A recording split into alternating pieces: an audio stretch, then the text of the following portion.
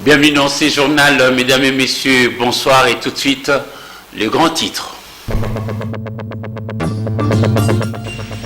Félix-Antoine Tshisekedi Tshilombo a discuté avec les sénateurs membres de l'Union sacrée de la Nation. Il les a encouragés à voter les lois d'habilitation pour permettre la prorogation de 15 jours de l'état de siège au Nord Kivu et en Ituri.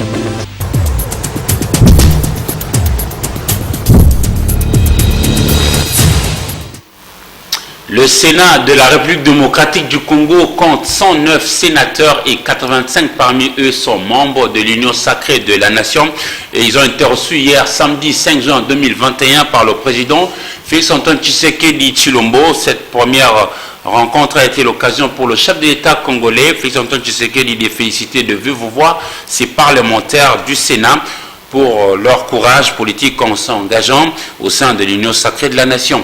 À propos de la durée de l'état de siège décrété dans les deux provinces, Nord Kivu et l'Ituri, le président de la République démocratique du Congo, Félix-Antoine Tshisekedi Tshilombo, a fait savoir qu'il encourage les deux chambres parlementaires à voter une loi d'habilitation qui permettra la prorogation tout le 15 jours de l'état de siège au Nord Kivu et en Ituri, évoquant la recrudescence de la maladie au coronavirus en République démocratique du Congo. Le président congolais a appelé les sénateurs à la prudence avant de promettre de nouvelles mesures pour juguler la troisième vague de coronavirus. Félix-Antoine Tshisekedi Tshilombo a aussi sollicité l'appui des sénateurs pour le vote de la loi électorale ainsi que la loi organique portant les attributions et fonctionnement de la Commission électorale nationale indépendante, CENI en sigle.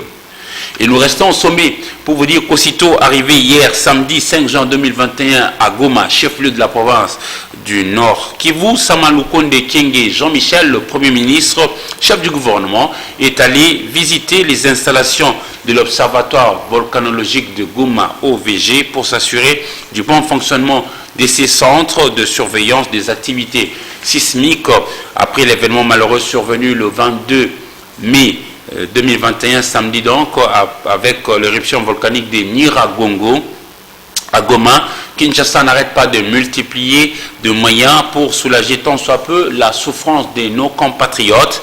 Ici en image, nous vous proposons de suivre, ou que vous suivez déjà, le Premier ministre, chef du gouvernement lui-même, Samalukonde Kyenge, à Goma, au milieu de la population meurtrie par l'éruption volcanique de Nyiragongo qui a, hélas, surpris tout un peuple et a occasionné plusieurs morts, dégâts matériels importants et les déplacements de population en masse.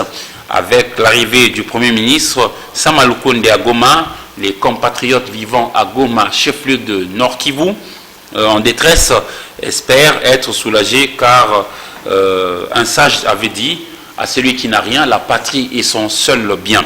Il faut par ailleurs dire que le ministre national des Transports, Voies des Communications et Désenclavement Chéribin Okende a décidé de la réouverture de l'aéroport international de Goma.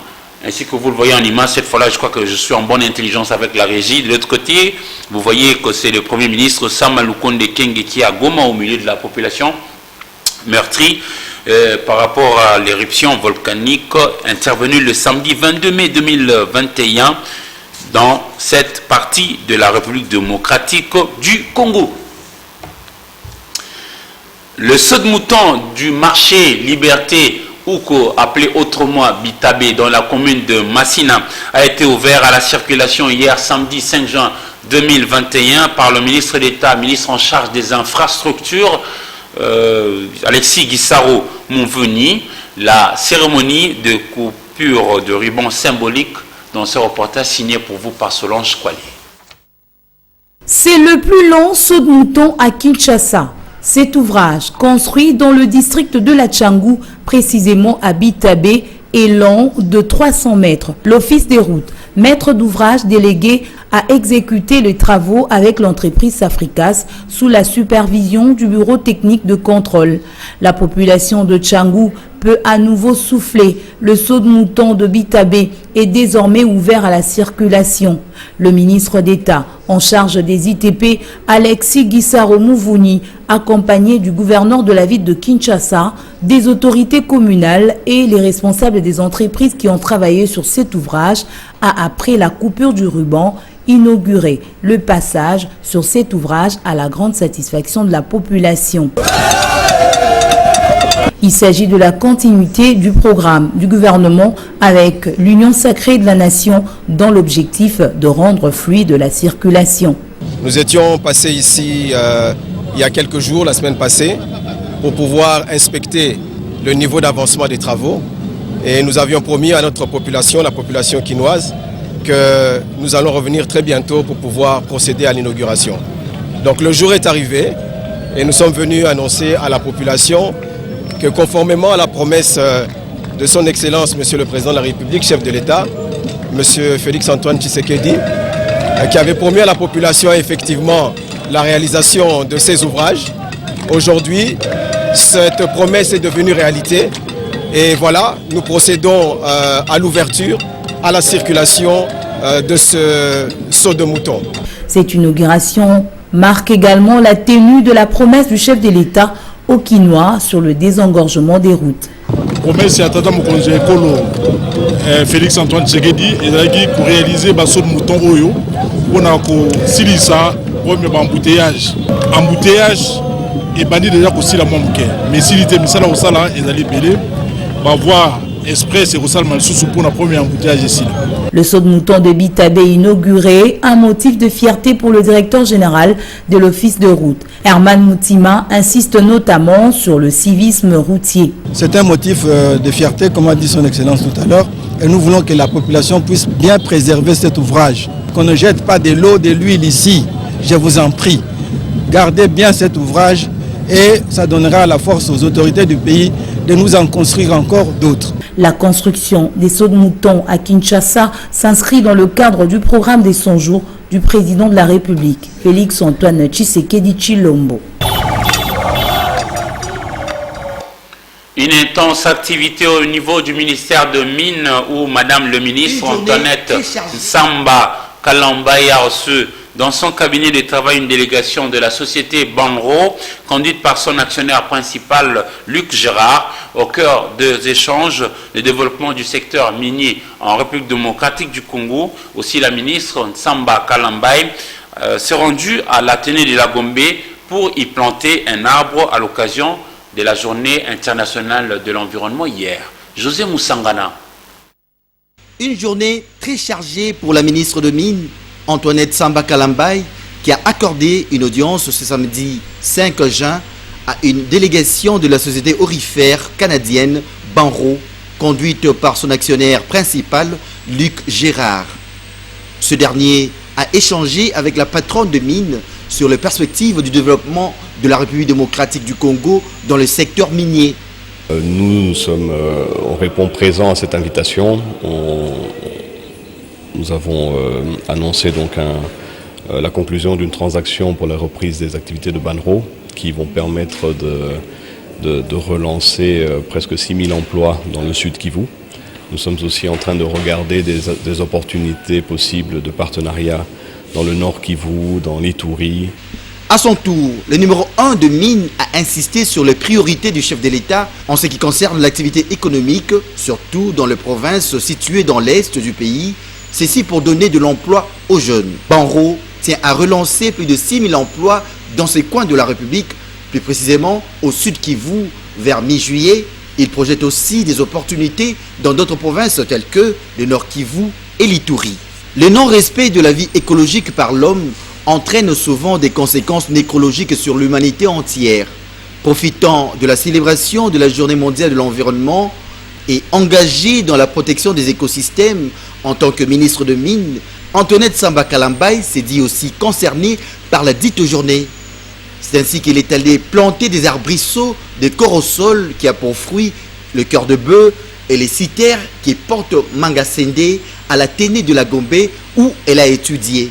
Au fait, c'est la journée déjà internationale de l'environnement.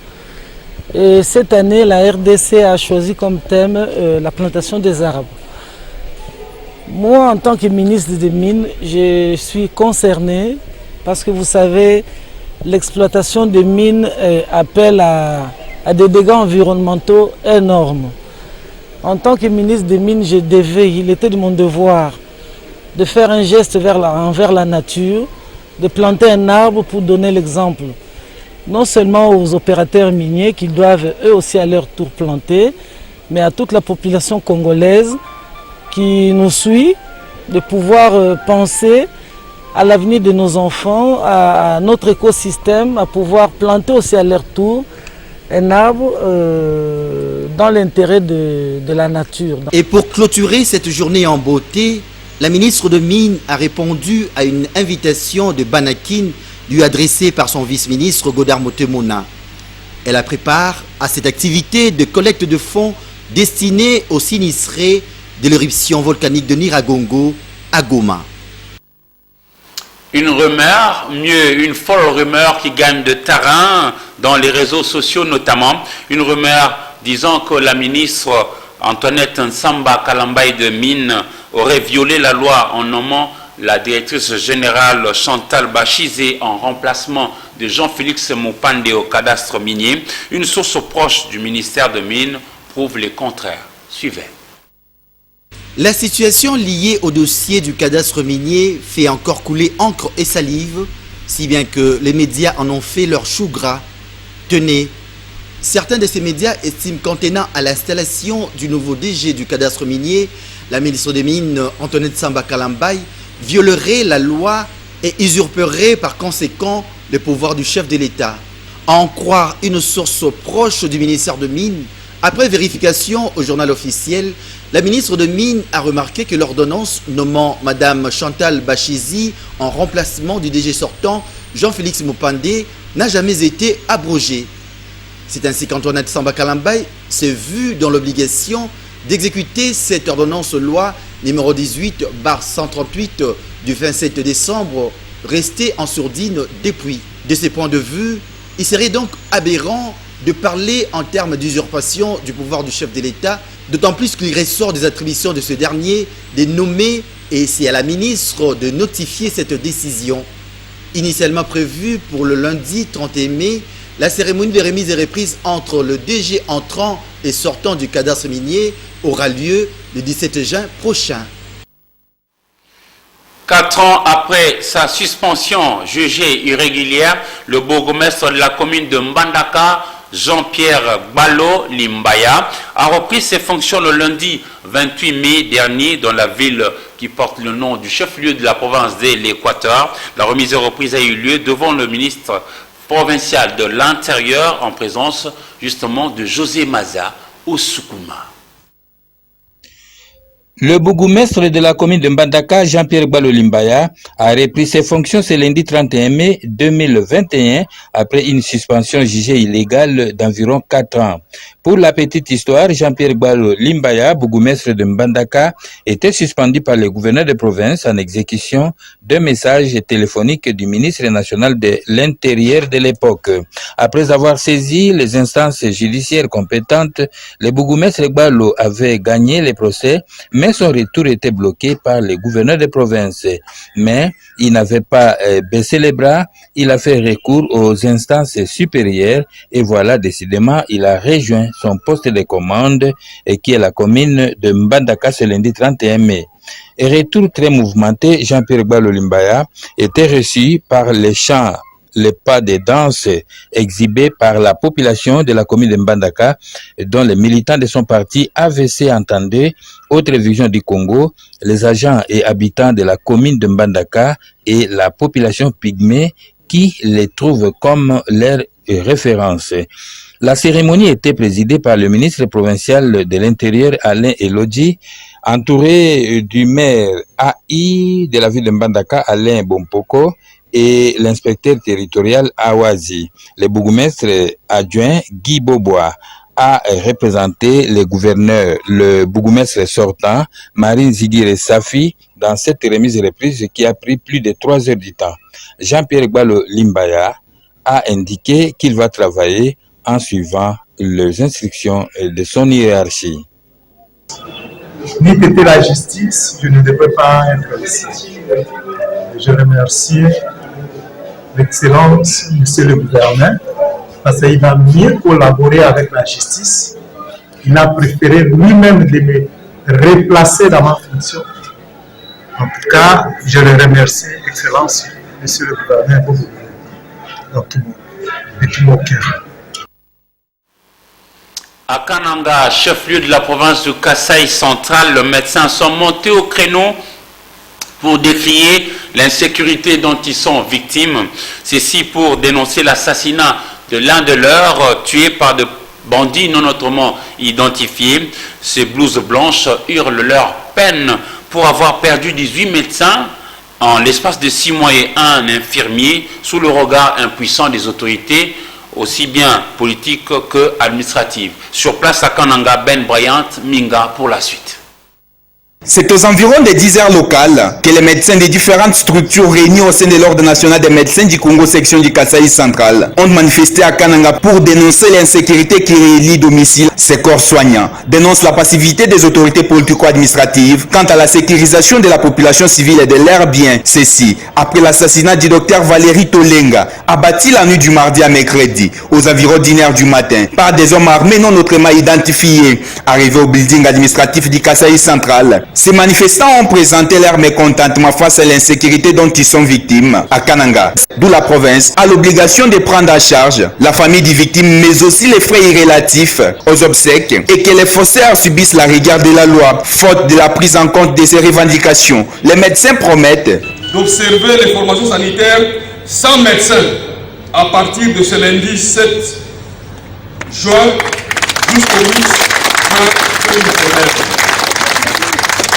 Une marche pacifique sera organisée lundi 6 juin, suivie de 2 jours de sit-in au bâtiment.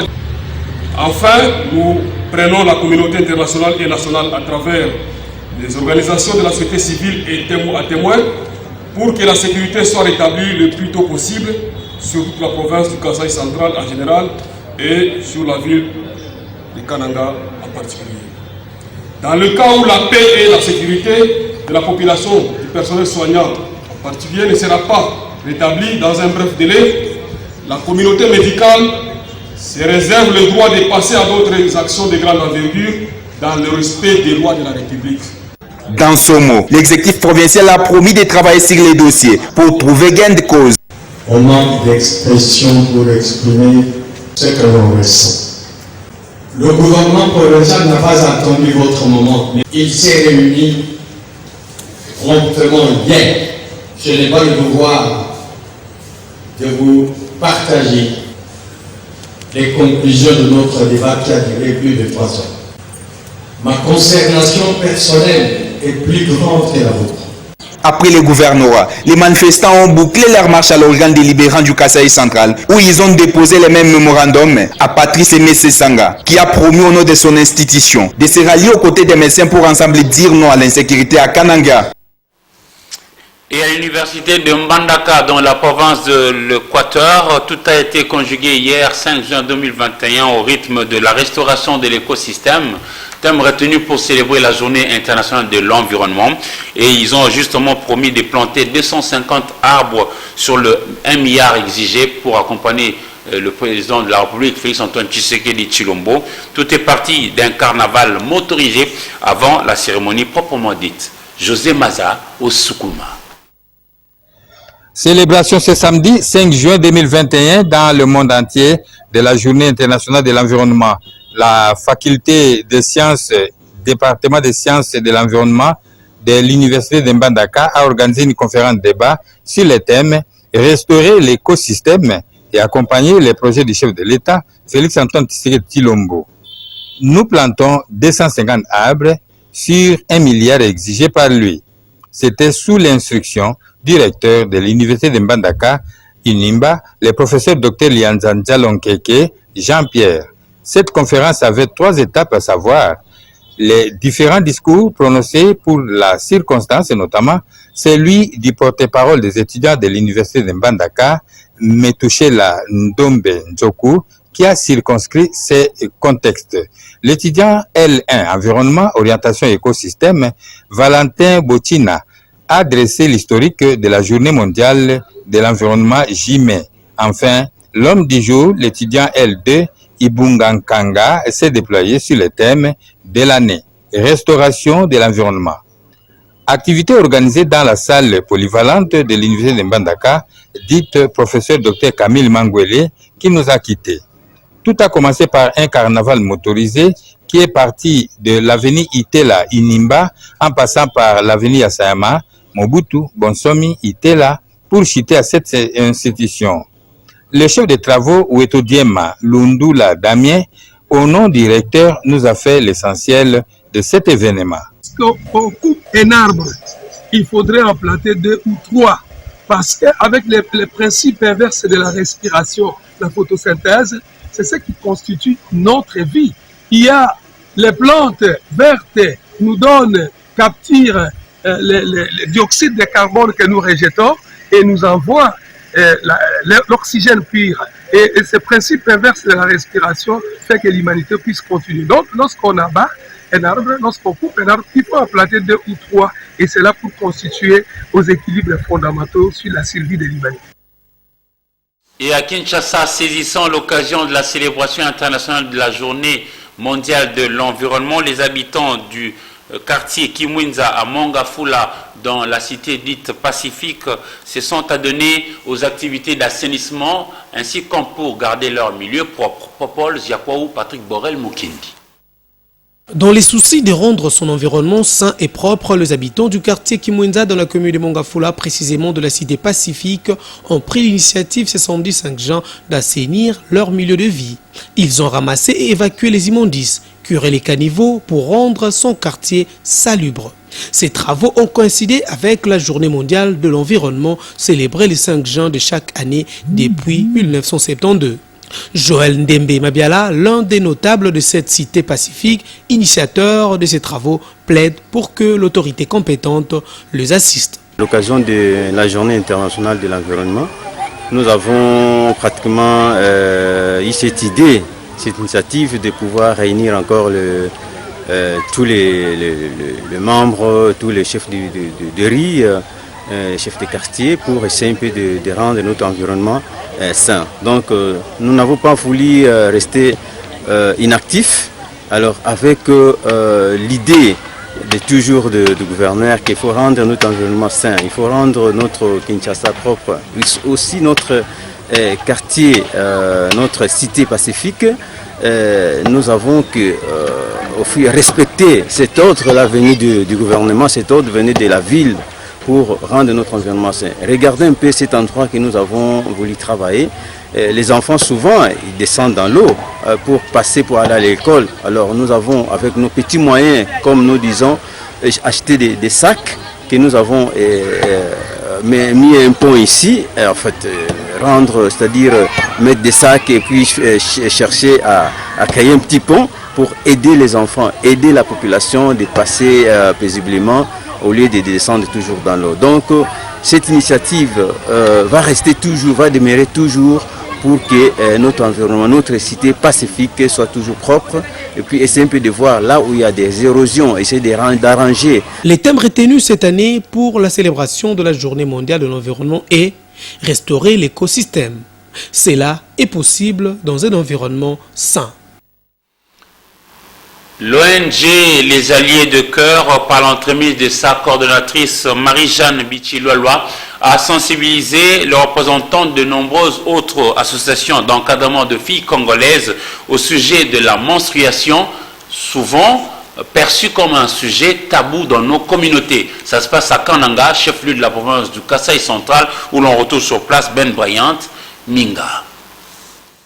En marge de la commémoration de la journée mondiale de l'hygiène menstruelle, que l'ONG Les Ailes du Caire s'est entretenu avec les représentants des associations d'encadrement de filles à Kamaï. Nous sommes dans la commune de Kananga. Il était question pour cette ONG d'échanger avec ces représentants des associations membres de cette structure sur les questions principales dont l'origine des menstruels, comment s'entretenir, mais aussi les conséquences néfastes qui en découlent si la fille s'est mal entretenue pendant cette période de la procréation. Cette activité s'est organisée après une étude faite dans la communauté.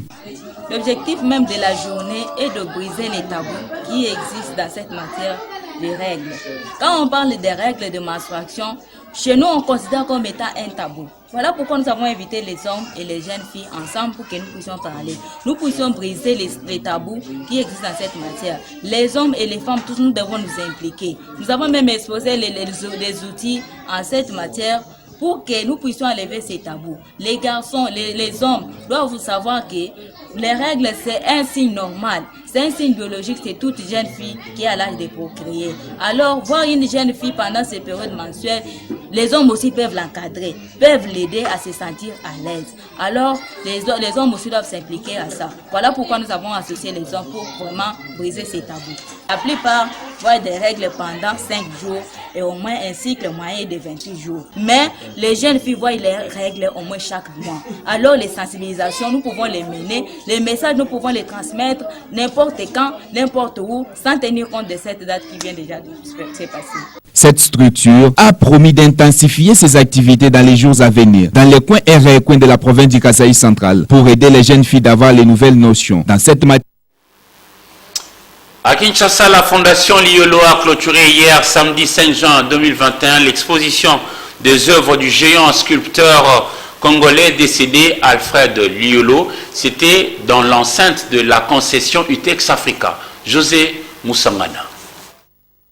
Ému par le savoir créatif du sculpteur congolais qui travailla, transforma et apprivoisa le métal avec une imagination particulière, la Statue de la Liberté a failli lâcher sa torche et la Tour Eiffel voulait lui faire des courbettes.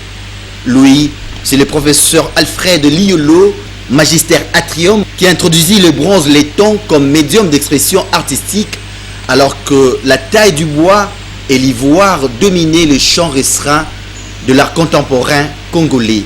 Organisée par la Fondation Liolo, cette exposition qui s'est clôturée le samedi 5 juin vise la conservation de son héritage artistique, la transmission de son savoir créatif aux générations futures, la promotion de l'art plastique ainsi que la préservation du patrimoine artistique et culturel. L'idée était vraiment de présenter des artistes différents qui n'auraient jamais eu l'occasion d'exposer, tels que par exemple Monzari qui a fait ce très beau portrait, ou bien Moses qui a dessiné sur des baskets, ou bien encore des artistes comme Kengele ou Chikama que l'on ne voit pas souvent. Il s'est de souligner que le professeur Liolo fut fondamentalement africain dans toutes ses sculptures. Cependant, ses lignes créatrices furent largement influencées par la formation qu'il reçut à l'Académie des Beaux-Arts de Vienne, en Autriche. La Fédération congolaise de sumo et des disciplines associées ont clôturé hier la formation à l'école militaire du Konkokolo. Au total, 20 athlètes avaient pris part au stage animé par la direction technique nationale de la République démocratique du Congo, le temps fort de ces séminaires avec Ndei Ilambouichi. Des jours, soit du vendredi 4 au samedi 5 juin 2021, on suffit à la Fédération nationale congolaise de sumo et des disciplines associées d'organiser les séminaires de renforcement des capacités des athlètes de cette discipline de combat. Les athlètes et les formateurs ont salué les efforts de la Fédération. Comment c'est bien passé. Je remercie premièrement notre président Molicho. Merci vraiment. Merci encore également pour les entraîneurs, tous les entraîneurs. Donc je suis vraiment très heureux. Venez pratiquer le sumo, c'est très bien pour nous. Nous sommes vraiment très heureux de vous accueillir. Le représentant du secrétaire général au sport n'a pas caché sa joie après la clôture de la formation. C'était un séminaire de renforcement de capacité d'abord, que j'ai félicité les autorités de la fédération qui ont pu quand même organiser ce genre d'activité. Et je vais demander même aux autres fédérations de le faire aussi. En ouverture, de cette session de formation. Le général Franck Molucho a invité les jeunes à la pratique de cette discipline japonaise. Les jeunes puissent s'épanouir. C'est une discipline non seulement des grandes valeurs morales, mais également une discipline internationalement reconnue et qui fait partie, n'est-ce pas, des Jeux olympiques. Alors, je crois qu'ils doivent venir non seulement pratiquer le sport pour s'épanouir, mais également pour porter plus haut l'étendard, n'est-ce pas, les drapeaux du Congo. Maître Pablo Wukungu, vice-président chargé de la formation de la Fédération nationale congolaise de sumo et discipline associée, a supervisé ce stage avec maestria. Mesdames et messieurs, c'est déjà la fin de ce journal, mais avant de nous séparer complètement, je voudrais vous en rappeler le principal titre.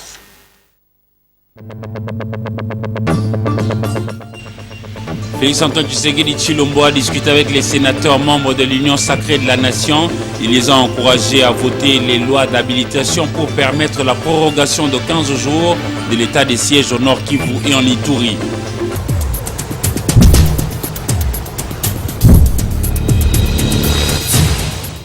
C'en est fini pour ce soir, mesdames et messieurs. Merci d'avoir suivi cette grande édition et surtout bon début de semaine dans vos familles et au revoir.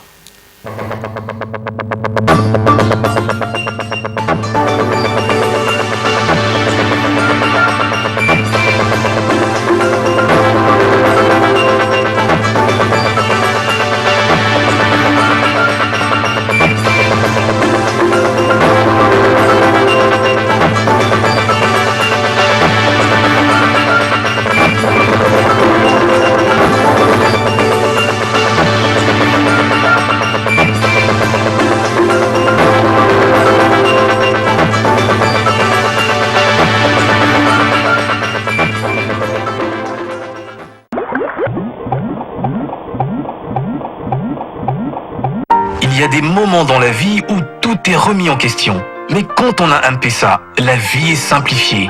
De chez moi, en toute sécurité, je transfère l'argent de mon compte en banque vers mon compte M-Pesa. Waouh, c'est comme si j'avais la banque à la maison.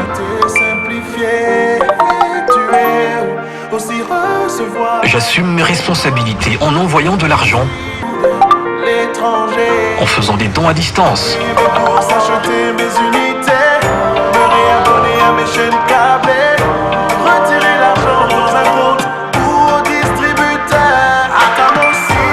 en achetant des unités et forfaits pour mon business et mes proches, 24 heures sur 24.